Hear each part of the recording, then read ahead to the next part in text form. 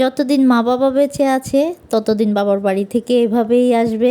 একমাত্র মা বাবাই সন্তানের কথা চিন্তা করে, মা বাবাই সন্তানের কথা ভাবে। মা বাবার তুলনা আসলে কারোর সাথে হয় না, কখনো হবেও না। আসসালামু আলাইকুম, কি অবস্থা সবার? সবাই কেমন আছেন? ফারিয়াস ব্লগে সবাইকে স্বাগতম। এই যে কিছুদিন আগে ভাই বাড়ি থেকে আসছিল, তো আসার সময় আম্মু কিছু জিনিস দিয়ে দিছে বস্তার ভেতরে। তো ভাই আসছে, পরে বললাম যে বস, কিছু খেয়ে যা। তো খেয়েও যায়নি, এক গ্লাস শুধু পানি খেয়ে বের হয়ে গেছে, ওর নাকি কাজ আছে। ভাই যাওয়ার পর আমি বস্তাটা খুলে নিলাম। বস্তা খোলার পরে যে আমাদের গাছের কলা দিছে আম্মু। তো বেশি করে জিনিস দেয় নাই, অল্প অল্প করে দিছে, কারণ এত দূর থেকে দূরে আনা অনেক ঝামেলা। তো এখানে কিছু আতাফল দিছে আমাদের গাছের।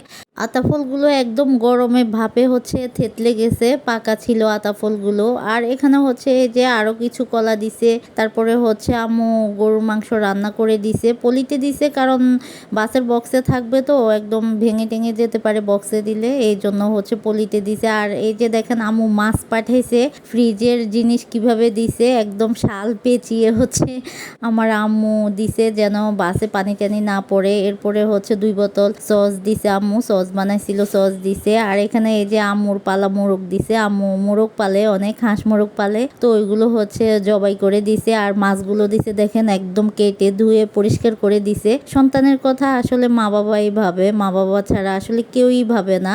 আমার কষ্ট হবে দেখে মা দেখেন কি সুন্দর করে ধুয়ে পরিষ্কার করে কেটে বেছে তারপর দিছে। আর এখানে দেখেন কিছু তাল দিছে আরিয়ানের জন্য, আরিয়ানে তাল অনেক পছন্দ করে। তো এই তালগুলো আরো আগেই নিয়ে আসার কথা ছিল, কিন্তু আনতে পারেনি, আসলে ভুলে গেছে। আমার আম্মু কিছুদিন পর পরই আমার জন্য জিনিস পাঠায়। তো একসাথে আসলে সব জিনিস দেওয়া যায় না, কারণ হয়তো ভুলে যায়, না হয় দেখা গেল যে এতগুলো জিনিস একসাথে আনা যায় না। এখানে এই যে মিষ্টি কুমড়া অর্ধেকটা দিছে, এটাও অনেক বড় মিষ্টি কুমড়া ছিল, তো এটা কেটে অর্ধেক করে দিছে।